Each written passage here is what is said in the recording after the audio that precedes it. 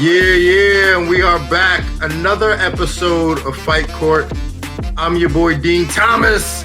Alongside me, my homie, my man from around the way, the mighty Ryan Quinn. Ryan Quinn, what's going on, G? What up? Around the way. Where are you right now in the world? Man, I'm in Hollywood, Florida. You're in Hollywood, Florida? Yeah, Hollywood, Florida, man. I'm back at the crib, man, doing my thing. I got to go to your restaurant. Tell us about your luncheonette.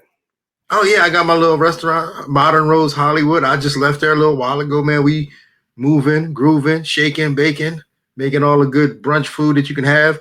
And I'm not just saying this because it's my spot, but literally it's the best food I've ever had. Like, I marvel at my cooks. I'm like, yo, you guys, man, whatever y'all want. You posted something on Instagram. It was covered in melted sugar or something. It looked fantastic. Yeah, that's what I'm saying. Like, stuff like, and it tastes every bit as good as it looks. I mean, it is phenomenal. So, yeah, so if you're in the area, Hollywood, Florida, and we got a couple different locations, but if you're in Hollywood, Florida, stop by, see me. I've been there chilling. But last weekend, UFC 310, a lot happened. There's a lot to talk about on that card. There's a lot of different storylines. So I'll start from the top. Alexandre Pantoja stops Kai Asakura first round. I mean, I'm not surprised by that, but man, Pantoja's the man, huh? Like, what does he do now? How does he prove himself to be worthy of a star for the UFC? Man, I felt the fight went like we kind of discussed prior. Yeah, there's really no like rematches we want to see. Like, I mean, I don't. Maybe let the weight class shake out a little bit. Is there anyone from 135 looking to come down? I mean, I think that, hey, he's establishing himself. That's great. This is great for the sport. Like, let the champion stay here too. Don't go up to 35 like we discussed with all this other stuff. Although I wasn't crazy about his haircut. I liked when his hair was all. No. See, that's where you're wrong, Ryan Quinn. Yeah. Like, trust me, I was all for the mess, but when he got a haircut, I was like, yo, man, I think he looks kind of cool with a haircut. No, I like the bedhead. It wasn't like a haircut like, it wasn't like Ilya Taporia, like he was getting a razor and, they put a towel over his face. But to me, it was like a haircut that he was in the hood barbershop and they hooked him up. I was like, yo, this is all right, man. And it wasn't even all that fresh. It was kind of grown out. So yeah. As a fighter and I remember me being a fighter and what the emotion and the type of person I was as a fighter, I respect Pantoja because, a lot of fighters nowadays are businessmen. And I get that, I have a respect for that, but not like I have a respect for a guy like Pantoja, who's a fighter's fighter. And I mean, he's a champion. And I saw him at the Fighter Hotel as the champion. You don't see that, man. Like, most fighters, when they get to a certain level, they rent Airbnbs and they bring in 40 people and they're riding around in some rented car from their management. Pantoja was at the Fighter Hotel. I was like, yo, this is my guy right here. This is the guy that I want representing me. Keeps it real. Yeah, man. And like you said, his messy hair. Remember, it never looked like he combed it. Yeah, no, bedhead, straight out of bed. Yeah. Yeah, no, it seems like he's just like, yeah, let's do it. Like, that's the kind of person he is. Like, let's roll with it. Like, I mean, I remember him from when I was that ATT, but he's growing on me more and more. He was always win or lose, he was always there. Like he wasn't emotional, but he just wanted to get back into training, and he's growing on me hardcore. No doubt about that. It sucks too because we talk about him fighting guys. And like for me, I was like, all right, man, maybe he should stay at obviously I want him to stay at flyweight and defend his belt. But what sucks is he's beaten all them guys, like some of them a couple times. Yeah. And those would have been considered title defenses. But he gets like robbed of the opportunity to get title defenses because he's already beaten these guys. So like there's really no one for him to fight. So I think I'm not opposed to seeing him fight Roy Val again or anybody. But this whole mess is all Amir Albazi's fault. He had to go and lose. You know what I'm saying? Yeah. Like, had he had won, we had a we had a contender. Had he had won, we have a contender. But he had to go and lose to Brandon Moreno. So I blame Amir Albazi for the downfall of the flyweight division. It really is crazy how like one person just changes the whole trajectory, right? Yeah. Like, damn, Amir, what So the we just actually talked about, and now granted it's not the weight class, and I don't even know how big he is. How big is Patchy Mix? 135. He couldn't No, but make it. is he a solid 35? Can he make 125? No, he couldn't make No. 125. No, that dude is taller than me. Yeah, I've actually never Yeah. seen him in person. No, he's tall and lanky and long. He couldn't make 125. I mean, he's actually like structure wise larger in terms of height for a 35er. So Where's Kyoji at these days? I know, like that's well, they train together. So Yeah, that's right. That's right. yeah, like Kyoji's not coming over to fight him, so it sucks. I mean, we just the flyweights have some work to do in terms of building the division, but when you got a guy like Pantoja, you kind of want to keep him busy. That's the problem. You know, if he was one of these other champs that likes to take a bit of time off, I'd say, all right, let the division shake out a bit. But you know, Pantoja likes to stay busy, which is why he fought a newcomer in the first place. So it'll be interesting to see how they shake things out with that. But how about Ian Gary and Shavkat Rakhmonov? What do you think about that fight? Ian Gary looked a lot better than I thought. Like he never gave Shavkat the Shavkat. Sorry. I do it too. I had that last week too. He never gave Shavkat the opportunity to make those adjustments that I said he was going to make to land devastating blows, which was huge. Right. Now, granted, he took us back in the fifth. It was off of a mistake from Rakhmonov. However, he still took his back and almost finished the fight. And that was so clearly this dude, he could game when he's down in a fight. And I wasn't sure to see that. And I thought he looked good. And he kind of stuck to the game plan that I said he was going to stick to with front kicks, front punches, like stand in front and like just land. Even like I didn't really talk about the knee strikes, but that was all there. And he's quick. It's hard to get your leg up like that. Yeah. He's quick. Yeah. Rakhmonov's just too tricky. He's just funky. It's a weird style, man. It's just. Well, I wasn't thoroughly impressed, honestly. I thought that I didn't think he looked good. I thought he was going to look, but I felt that because Ian was so quick, he was constantly playing catch up and score, and then he just fell into that pattern. But no, I thought, yeah, I thought it was one of those rare times where Shavkat's stock went down and Ian's stock went up, even though Shavkat got the win. Well, it was a bad night for Shavkat, and I don't think that his stock like plummeted. It's just like he showed that he was kind of human, right? So in terms of like the boogeyman looks human. Bilal's over there like, oh man, I gotta fight. I can't wait. So like there's guys in the division thinking like, yo, he ain't what we thought he was. There's holes in his game. So like in terms of that, yeah, there may be some decline in perception. But what really ruined him was the interaction with Belal. He should have never called for Belal to come in because that was a nightmare. That was a PR nightmare for everyone involved. You know what that reminded me of? Remember when the Tito and Ken Shamrock 2 was a horrible stoppage, or it really wasn't that horrible of a stoppage, but it was really quick. And then Dana White had Vanderlei Silva and Chuck Liddell in the center, and everyone was like, "What the hell is going on here?" It was almost that awkward. But like actually, to me, I was like, "What the hell is this?" I went up and I made a cup of coffee. I didn't even stick around for the whole thing. Dude, the best part about it was Joe. And Joe, and now that I realize, like Joe wasn't trying to make a joke about Belal, which makes it still kind of even more funny. So you heard what Joe said. Joe was like, "Security doesn't know he's the champion." Yeah. And the whole place started laughing because like everybody thought it was like he was making a joke about Belal, but the reality was that was the reality. That was the situation. Like they were trying to stop Belal from coming in because they didn't realize he was the guy. And Joe said that, like, I think maybe to try to make fun of the security for not knowing, but it came off as like, and just like, hey, let him in, love. Yeah. Guys. Oh man, hilarious. And I heard through the grapevine, man, that Bilal was pretty mad about that. He was big mad backstage, like about Oh, that whole situation. man. I mean, dude, if I'm Joe Rogan, I'm trying to get through these fight interviews as fast as possible. And, they're not letting him in, and Shafkat called him in. I'm trying to like speed it up. Hey, security doesn't know who he is. Like I wouldn't, I think that Bilal needs to give him a pass on that one. Yeah, yeah, for sure. Some other stuff happened on this card, and I'm going to talk about some of these kind of.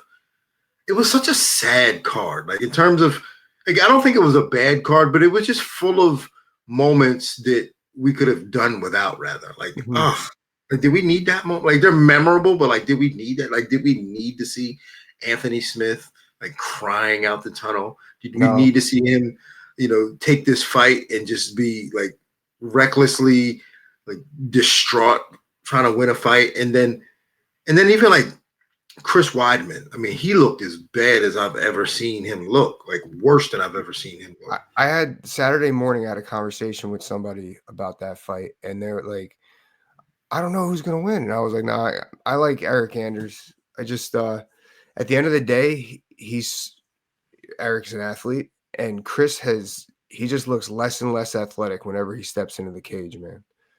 And it's sad to He's see. he's he's put together with double-sided tape. Yeah. I mean, this guy he's surgery after surgery after surgery. And you can see it too, like the way he moves around. Mm-hmm. Like you can see he can't really move all that well, and he's like falling, and I'm just like, oh my god, like yo.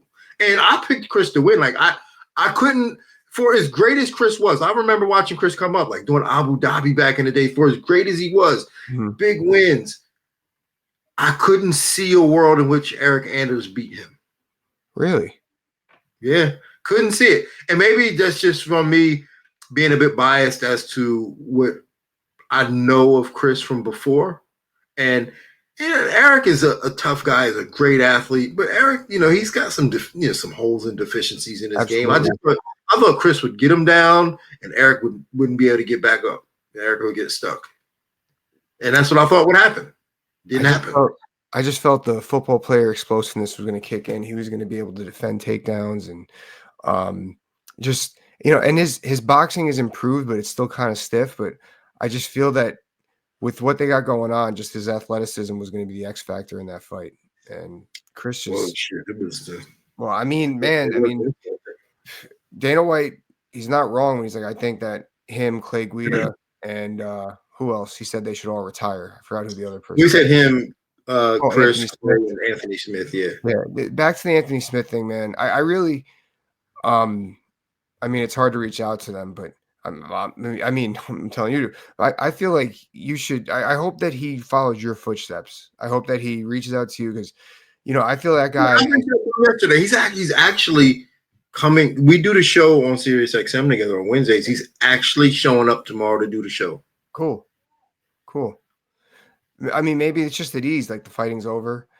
He's got so much to offer the sport, man. Just with Yeah, analysts, and I think he'd be a great coach. I don't know how much he's dabbled in coaching, but I bet he knows his shit. Like he could really translate the message.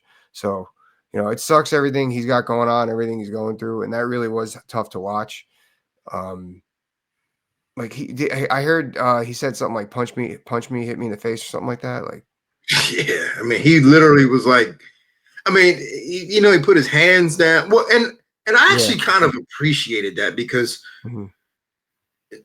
I mean, if you've seen Anthony's last couple of fights, I mean, he was like afraid to get hit. Like Mhm. he didn't want to get hit, and he didn't want to be there for different reasons. And for me, I was like, and I made that comment, and I think, well, at least Mhm. he's got some passion. He's fighting with some passion. It might not be the right kind of passion, and it might not be for the right reason, but at least he's feeling something. And if he could have turned that into offense, he could have been competitive. It's funny when he said he's like, I thought I can get in the cage and do it, and I just couldn't. And like I could totally, I mean, I could imagine that being the case. Like you just think you could do it, then you get there and your emotion just backfires on you, and that sucks to be in that situation. So Yeah, I yeah. feel for him. I couldn't imagine. But and another person who also was fighting. with a tremendous amount of demons, and that's Kron Gracie. And I spoke with him prior to his fight, and he's sitting there talking about, and he's like kind of sad, doing this sad interview, and he's like, yeah, I wish my family was, we trained together more, and this, and I'm like, dude, are you like really? Wow. What's going on? Like, are you fit to fight? Like, you need, these dudes ain't fit to fight. Wow. I never heard. How long ago was that interview? Last week, before the fight, we got to fight. Ooh. Man, even in there, like, I mean, granted, like everyone knows you don't pull guard at that, let alone that volume in a fight. It's gonna get figured out, and that just tells me he didn't want to be in there when he was doing it. He didn't look like he wanted to be in there. I mean, he just looked. I mean, you know how it's like this. You know how when life ain't going good for you and you're just doing a bunch of reckless stuff, like almost like drinking. Yeah. Like, yeah, I'm gonna drink and just be reckless. Like that's what I saw from those guys. Like this destructive behavior. It's like not wanting to be there. It's like this may work. It probably won't work, but regardless, it's my comfort zone. So that's what. Yeah.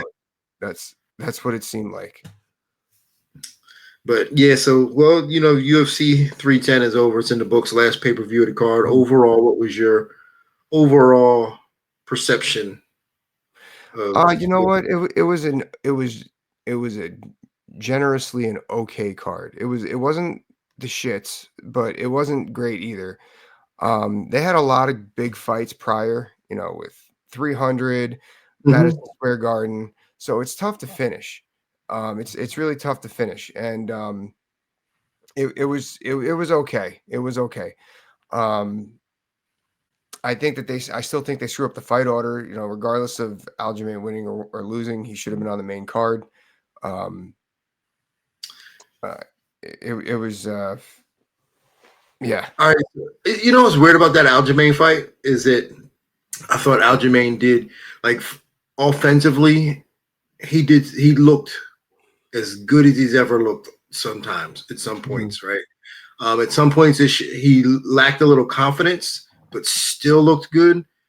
The second round, he got put in a hole that he couldn't get out of, and that's what happens when you fight really good guys. Like, you just if you get put in a hole against a really good guy, you probably won't get out, and that's what happened. And then in the third round, like if you base it on the scoring criteria, he won the third round because there was no damage in the third round from either guy. So then it comes down to duration. If you count duration, he dominated the majority of the round. So, like, he should have won the fight based on the scoring criteria. I thought he won, but I was like, if they don't get it. Yeah, me too. Yeah. But I knew they were going to give it to Mofsar just because of the body language between the two. Like, Mofsar finished like he was a champion, and Aljamain finished like he was like struggling and like distressed a bit. And I was like, damn, I know they're going to give it to Mofsar, even though I know Aljamain won this fight. You know who I really liked? Stock rose way up, and I think he's going to be in a big fight. I was texting you guys about it. Do Ho Choi. I thought he looked really good. He looked. He was when he was punching through his guard, like just finding holes in the smallest spaces. And like I'm really big on. I'm really big on when I see people truly mixing stuff together. So when I saw him, he was doing striking, then wrestling, striking, then grappling, or striking and wrestling, striking and grappling, as opposed to striking, then wrestling. Like, you know what I mean? Like, he was doing that really well. And the last person we spoke about with this is somebody that I'd actually like to see him fight next. A lot of people don't think he's big, but I would like to see him fight Lerone Murphy. I think that would be a great fight. It would. That would be a great fight. Lerone moves. Yeah, I think that's the fight to make. I mean, Lerone probably like, man, I don't want to fight that kind. I want to fight somebody above me. But in terms of like skill for skill, that would be a great fight. I think it's a great fight. I would love to see that fight on. You can headline a fight night with that card. You can put on a big UFC. Maybe Aljo's going to fight one of those dudes. But that's the fight I want to see is Lerone Murphy and Ho Choi. That'd be amazing. All right, so this weekend coming up in Tampa, we got Joaquin Buckley versus Colby Covington. Let's just see what we got there. What do you think about this fight, man? You know what? I think if Joaquin just keeps up, if he comes in shape and keeps up with his explosive strikes, he's going to keep Colby away. Mhm. Um, I as bad as Colby looked in his last fight, if he gets a leg, he might not take you down, but he'll hold you against the fence for 5 minutes. So I think Can that he do that? Can he do that for 25 minutes? it's the main. That's right. I forget. Well, either way, whoever's going to be in better shape, then I guess is the person who's going to win. And just because I think that Joaquin just needs to keep the volume up, and he'll keep He scoring. does. I think Joaquin can give him problems because, when Colby was at his best, when you think about Colby at his best, when he fought Robbie Lawler, when he fought RDA, Yeah. he moved a lot and he threw a lot, but he moved a lot, threw a lot, shot a lot. He did a lot more. Yeah. And then when he fought Usman, like Usman's a different type of fighter. He didn't move as much. He went toe to toe with Usman. Yeah. When you think about that, like he went toe to toe with Usman. And then with Masvidal, he just kind of the same, like toe to toe shot, toe to toe. He stopped moving, and I think his legs are gone. And Yeah. and he doesn't shoot as much. And that might help his punching power a little bit. The fact that he's not moving as much, but does he really want to trade with Joaquin? No.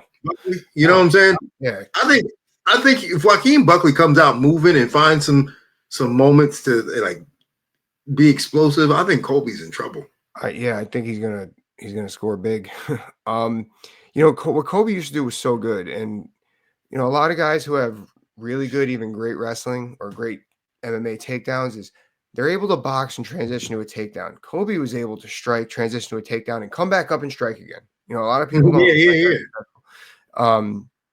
He hasn't done that in his last like 2 or 3 fights, and but even then, even with this year, like I don't know if I'd want to come back up and be in that telephone booth exchanging with Joaquin. Yeah, it's an interesting matchup for sure. Yeah, I don't know if he can like do what he used to do. I mean, we'll see. I mean, I'm actually going to be there. I wasn't supposed to go, but I'm actually going to be there. I was actually supposed to go to Korea to do for Looking for a Fight and do Korean Zombie show, but they canceled that because of all the political mess going on in South Korea. So I'm actually going to Tampa this weekend, and I'll be live for that. So nice. I'll be coming home from Vegas. So I'll be. Yeah, I go out to Vegas. The UFC is like, we're out of here. We're going to. I'm like, what are you going to Vegas for this week? Ain't shit happening this week in Vegas. What you going to the NPR, motherfucker? What you doing? Jiu-Jitsu Worlds. Oh, that's right, Jiu-Jitsu World. Well, best of luck at the Worlds. Well, thank you. Yeah, man, that should be pretty fun. But Ryan, you know what today is? And it's something that we haven't always had, but we're bringing it back. You bringing it? What, the felon? I got a felon. Yes, I do. I got a felon, and this young man comes to us from Champions Training Center in Savannah, Georgia. My man, Brandon Moran. He is 8-0 as an amateur, 5-0 as a pro. My man is one to look out for. He just picked up a dub at Anthony Pettis' fight a couple of weeks ago. My man is a savage. Keep an eye on this dude. Again, he's undefeated 5-0 right now. So expect sometime this year for him to make his mark, maybe in Contender Series, or who knows, maybe the UFC gives him a short notice opportunity. But Brandon Moran out of Savannah, Georgia, we got you on the radar. Go get him, Brandon. Keep it up. Well, my man, it's been real as always. We'll do it again next week. If you enjoyed the show, make sure you hit like, share, subscribe, and you can comment. And if you didn't enjoy the show, please comment. Tell me some shit. You know what I'm saying? I'll tell you why you're wrong. I want to hear some shit. I'm gonna tell you why you're wrong, asshole. Yeah, tell me why I'm wrong. All right, y'all. Wow, they're wrong. And on that, this court is adjourned.